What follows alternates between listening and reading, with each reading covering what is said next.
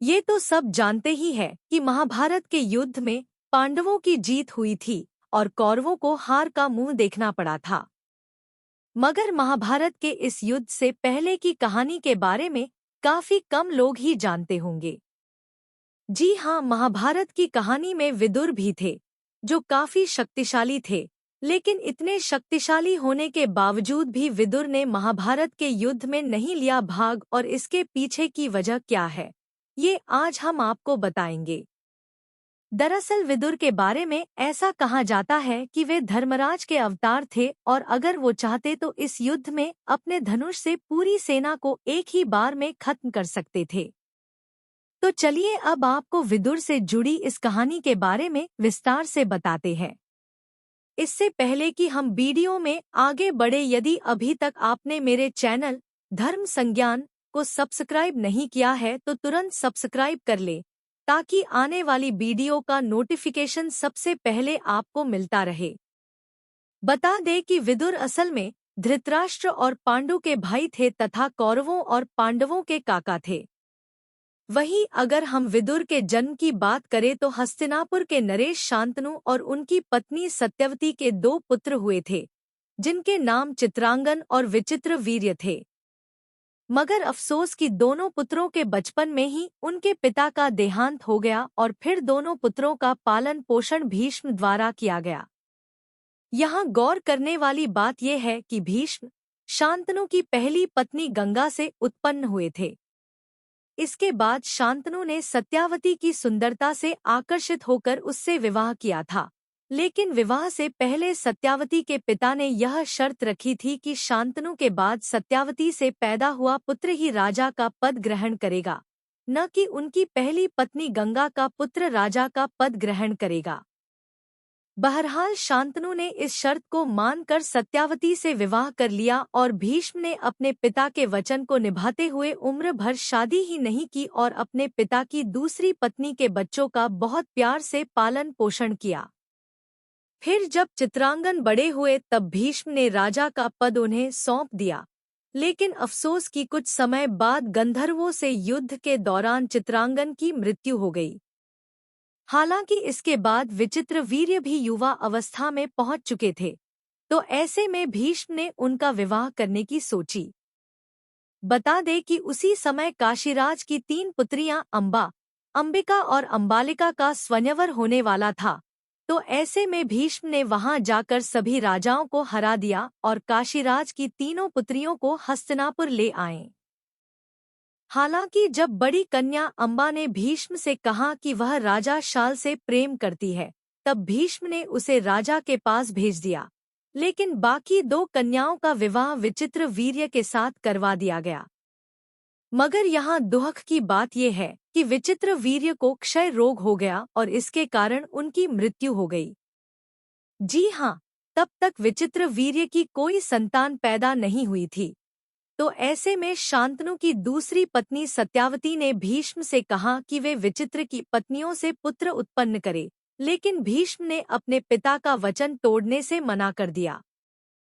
जिसके बाद सत्यावती ने अपने पुत्र वेदव्यास को याद किया, जो असल में सत्यावती और ऋषि पराशर के ही पुत्र थे। गौरतलब है कि वेदव्यास अपनी मां की आज्ञा का पालन करते हुए पुत्र उत्पत्ति के लिए तैयार हो गए, और उन्होंने अंबिका तथा अंबालिका से 1 साल तक नियम व्रत का पालन करने के लिए कहा। फिर 1 साल के बाद वेदव्यास जी ने माता सत्यावती से कहा कि अंबिका तथा अंबालिका को एक एक करके निर्वस्त्र होकर उनके सामने से गुजरना होगा, लेकिन दोनों को ऐसा करने में काफी असहजता महसूस हुई। जिसके बाद मां सत्यावती ने उन्हें समझाया और फिर वे दोनों ऐसा करने के लिए मान गई। बता दे कि जब वेदव्यास अंबिका के पास गए तब अंबिका ने अपने तेज नेत्र बंद कर लिए, और फिर वेदव्यास जी ने कक्ष के बाहर आकर मां सत्यावती से कहा कि अंबिका को काफी तेजस्वी पुत्र प्राप्त होगा, लेकिन वह नेत्रहीन होगा, क्योंकि अंबिका ने अपने नेत्र बंद कर लिए थे। इसके बाद वेदव्यास छोटी रानी अंबालिका के पास गए, तो ऐसे में वेदव्यास को देखकर अंबालिका काफी भयभीत हो गई। जिसके बाद वेदव्यास जी ने मां सत्यावती से कहा कि अंबालिका का पुत्र पांडु रोग से ग्रसित होगा, बहरहाल ये सब सुनकर माँ सत्यावती को काफी दुख हुआ और फिर इसके बाद माँ सत्यावती ने अंबालिका को दोबारा वेदव्यास जी के सामने जाने के लिए कहा। इस बार रानी ने खुद की बजाय अपनी दासी को ऋषि वेदव्यास के सामने भेज दिया और वह दासी वेदव्यास के सामने जाकर बिल्कुल भी नहीं घबराई। जिसके बाद वेदव्यास जी ने माँ सत्यावती से कहा कि इस दासी से उत्पन्न हुआ पुत्र नीतिवान और वेदों का ज्ञानी होगा। गौरतलब है कि वेदव्यास जी की कही बात के अनुसार अंबिका से धृतराष्ट्र, अंबालिका से पांडु और उस दासी से विदुर का जन्म हुआ। यहाँ गौर करने वाली बात यह है कि ऋषि मांडव्य के श्राप के कारण विदुर ने दासी पुत्र के रूप में जन्म लिया और आगे चल वह धृतराष्ट्र के मंत्री बने। जी हाँ, विदुर धर्म का पालन करते थे और वे चाहते थे कि धृतराष्ट्र भी धर्म के मार्ग पर ही चले।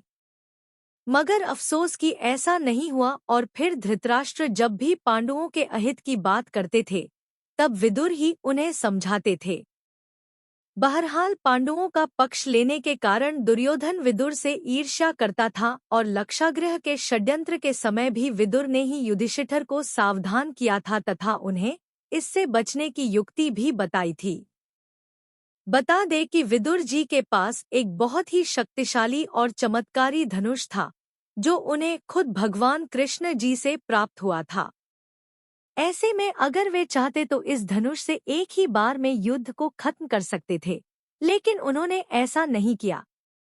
दरअसल बात यह है कि एक बार विदुर ने दुर्योधन को युद्ध न करने की सलाह दी थी, जिसके बाद दुर्योधन ने विदुर को अपशब्द कहने शुरू कर दिए। जिसके बाद विदुर जी ने गुस्से में अपना धनुष तोड़ दिया और ये प्रण लिया कि वे युद्ध में नहीं लड़ेंगे। जी हाँ, विदुर जानते थे कि अगर वे युद्ध में लड़े तो उन्हें कौरवों की तरफ से लड़ना होगा, यानी उन्हें अधर्म के पक्ष में रहना होगा, और इसी वजह से उन्होंने युद्ध न करने का फैसला किया। इसके साथ ही उन्होंने धृतराष्ट्र को भी समझाया कि दुर्योधन उनके कुल का नाश कर देगा, इसलिए इस युद्ध का परित्याग करने में ही समझदारी है। लेकिन तब विदुर की बात किसी ने नहीं मानी और इसका परिणाम ये हुआ कि कौरव महाभारत के युद्ध में बुरी तरह से हार गए और लड़ते लड़ते मर गए। तो इस वजह से इतने शक्तिशाली होने के बावजूद भी महाभारत के युद्ध में विदुर ने नहीं लिया भाग और युद्ध लड़ने से ही इनकार कर दिया। यदि यह वीडियो आपको पसंद आई हो तो आप इस वीडियो को लाइक करें, कमेंट करें और साथ ही अपने इष्ट मित्रों के साथ शेयर भी करें।